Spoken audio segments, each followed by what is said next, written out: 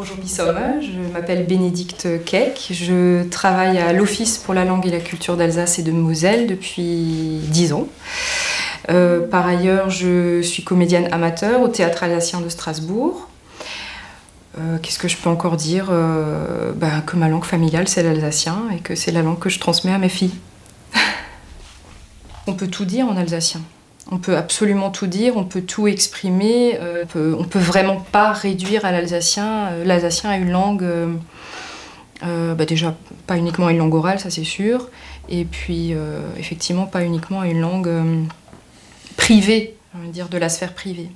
Ça n'a jamais été le cas, on en a la preuve avec tout ce qui a pu être produit en toutes ces années, et puis on a aussi... Enfin, les gens le parlent quand même dans la rue, donc c'est aussi... pour moi, c'est les deux. Quand je parle avec mes filles, alors bon, elles sont pas encore très grandes, hein, elles ont 2 et 6 ans.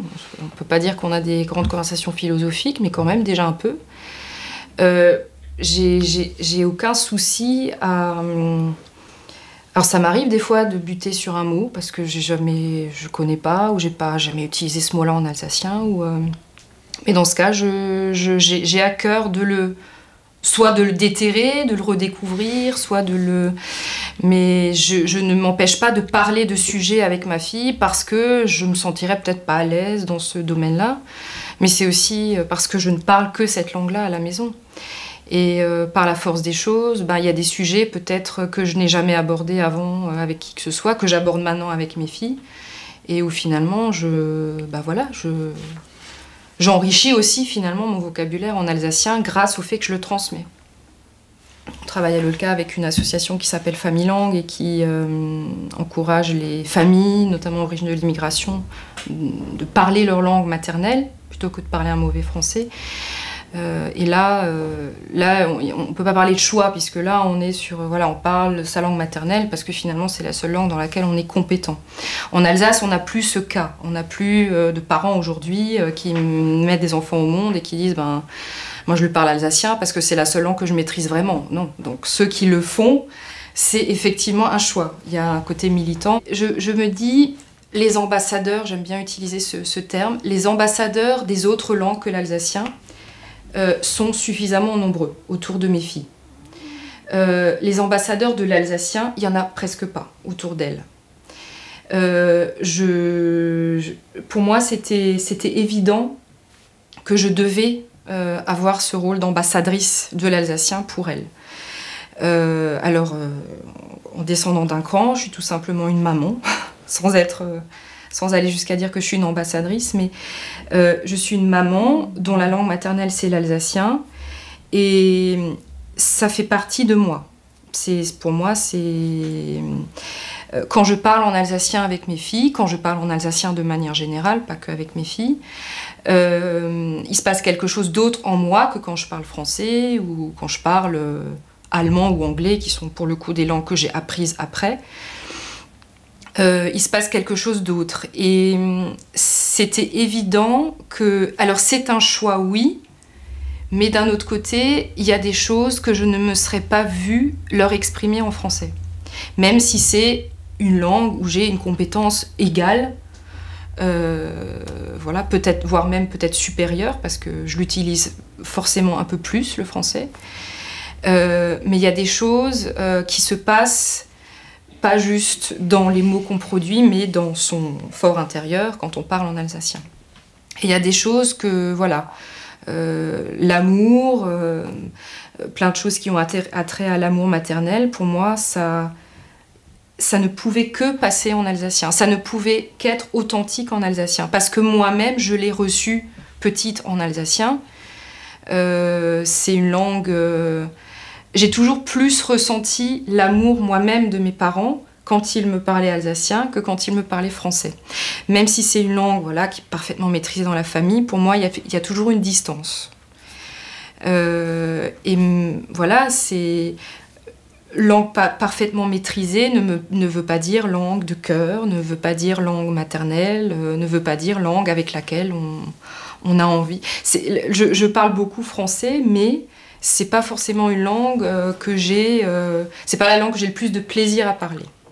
Donc forcément, pour moi, il fallait que ce soit la langue dans laquelle j'ai le plus plaisir à parler, que je transmette à mes filles. C'était évident. Et du coup, c'était l'alsacien. Je trouve que l'Alsace, c'est une région qui est fière dans l'ombre. Qui est fière, mais toujours dans l'ombre et dans le complexe. Je ne sais pas si je peux... Ouais, je suis peut-être un peu fort d'utiliser le mot complexe, mais c'est être fier dans l'ombre. C'est-à-dire que je trouve toujours qu'il y a ce... je trouve que ça se retrouve dans beaucoup ouais, après, c'est pas forcément quelque chose qu'on peut démontrer par A plus B, mais c'est un ressenti que j'ai aussi, voilà, autour de moi. On est fier de quelque chose qu'on a, alors on ne sait pas trop ce que c'est, cet héritage, forcément ça peut être très différent selon les personnes, mais on est... on le cache, on en est fier en privé, pas forcément en public. Je sais pas, il y a toujours un complexe qui est là, je trouve. Mais c'est ce qui fait d'ailleurs qu'il n'y a pas eu plus qu'on ne s'est pas plus réveillé, je trouve, par rapport notamment à notre langue. Enfin, je veux dire, quand on compare à d'autres régions qui ont vraiment réussi à mettre quelque chose vraiment d'ambitieux en place pour leur langue, je pense que c'est aussi cette nature qu'on a en Alsace qui a bloqué aussi les choses, qui a fait qu'on n'a pas pu faire peut-être la même chose qu'en Corse, par exemple, au Pays Basque, en Bretagne. C'est ça que que j'essaye d'exprimer, ce côté fier, mais bon, faut pas trop le dire, quoi. Quand quelqu'un vient à l'OLCA, ou quelqu'un s'adresse à moi personnellement, me dit voilà, moi je débarque en Alsace, qu'est-ce que je peux lire, qu'est-ce que je peux voilà, qu'est-ce que tu me conseilles comme littérature ou comme je sais pas, spectacle pour comprendre, parce qu'évidemment c'est pas, je dis toujours c'est la pièce de Germain Müller, Enfin Redeman in the Faune. Pour moi c'est le, je sais pas, tout est dit, alors c'est vieux, mais je sais pas, c'est tellement... je dis, allez voir cette pièce-là ou lisez-la. Et puis lisez aussi La psychanalyse de l'Alsace de Frédéric Hoffet. C'est les deux seuls... bon, j'ai évidemment pas tout lu, tout vu, tout... Voilà, mais c'est les deux œuvres où moi je me dis, voilà, tout est dit. Quand j'ai lu ça, je dis, ok, pour moi c'est ça qu'il faut... voilà, c'est ça. C'est ça, être alsacien. Et alors c'était dans des contextes particuliers, et c'était, mais je trouve que c'est quand même encore toujours d'actualité. Et ça explique bien l'état d'esprit. Et je trouve que comment est-ce qu'on pourrait expliquer l'Alsace, c'est justement à travers les auteurs, je trouve, qui ont... Alors, moi, les auteurs que j'aime beaucoup aussi et qui, pour moi, sont très parlants, c'est toujours des trucs vieux, mais bon, voilà, pour moi, il y a Marie Hart aussi, qui est... Quand je lis Marie Hart, je me dis pareil, c'est... Voilà, c'est... Il y a Stosskopf, évidemment, Gustav Stosskopf. Voilà, c'est des auteurs où je me dis... Voilà, si on a lu ce qu'ils ont produit, si on a vu les pièces de théâtre aussi, on comprend déjà beaucoup de choses.